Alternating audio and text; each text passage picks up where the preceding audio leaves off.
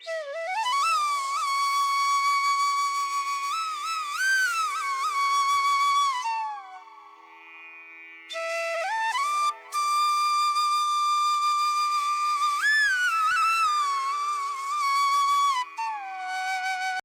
મિત્રો, જય માતાજી ને જય શ્રી કૃષ્ણ બધાને। કેમ છો? બધાય મજામાં છો ને?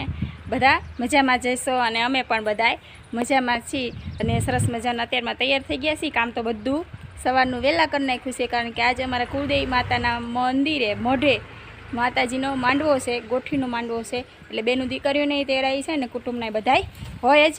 એટલે આપણે અત્યારમાં ત્યાં માંડવાના મુહૂર્તમાં જવાનું છે, એટલે બધું કામ ઘરનું ફટાફટ કરી નાખ્યું છે।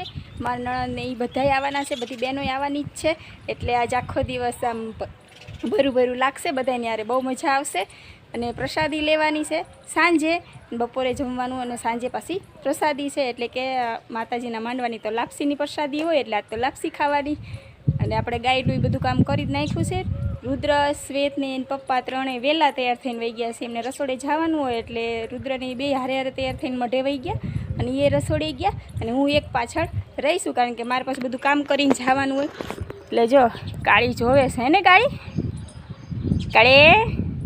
એને જો આપણે નીણ પૂરો કરી નાખ્યો છે ને વાસદુઈ કરી નાખ્યું છે, ગંગાને પાણી પાયું અને હવે અત્યારે હાલતી વેળાએ થોડીક નીણ નાખતું જવાનું છે। અને હવે જવું માતાના દર્શન કરવા।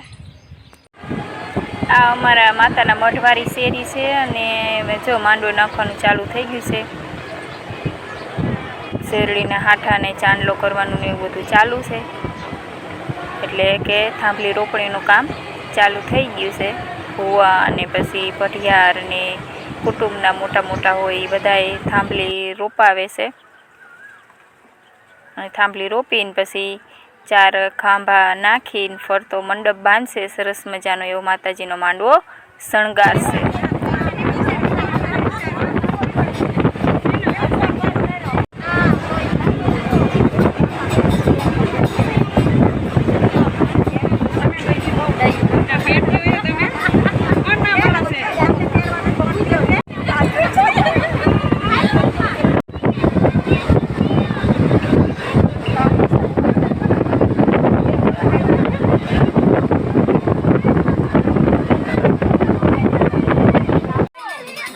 માંડવો રોપાઈ ગયો અને માતાજીનો સરસ મજાના માંડવો શણગારી પણ વાયરો છે। ચારે બાજુ સરસ એવો આસોપાલવના તોરણ બધી બાજુ બાંધ્યા અને બધી બાજુ શ્રીફળના તોરણ બાંધ્યા અને હવે બપોરનો ટાઈમ થઈ ગયો છે। માતાજીને ભૂવા અને માતાજીના પઢિયારી માતાજીને જમાડે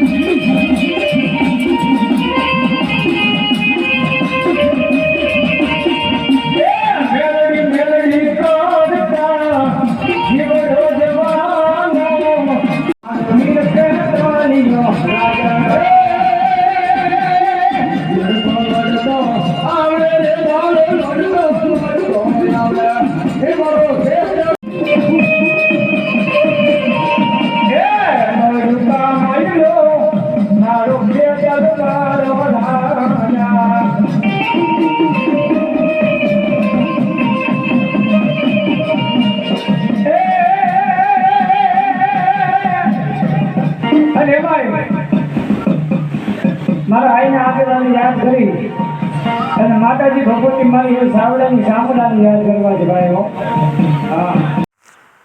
હવે આજે બીજો દિવસ થઈ ગયો છે, એટલે કે આજે માતાજીનો માંડવો વધાવવાનો દિવસ થઈ ગયો છે. એટલે જો ભુવાની બધા માતાજીનો માંડવાની થાંભલી વધાવે છે આવી રીતે. અને જો અમારે એને પપ્પા પણ આવી ગયા છે માતાજીનો થાંભલો વધાવવા. શ્વેત પણ આવશે અને એણે તો જો હાકર લીધી છે ભુવા ધૂણે ને હાકરથી એવી રીતે એ ધૂણવાનો છે. આજે લાઈનમાં ઊભો રહી ગયો છે. હવે એનો વારો આવે એટલે આપણે જોઈ કે કેવી હાકરથી ધૂણે છે લઈને.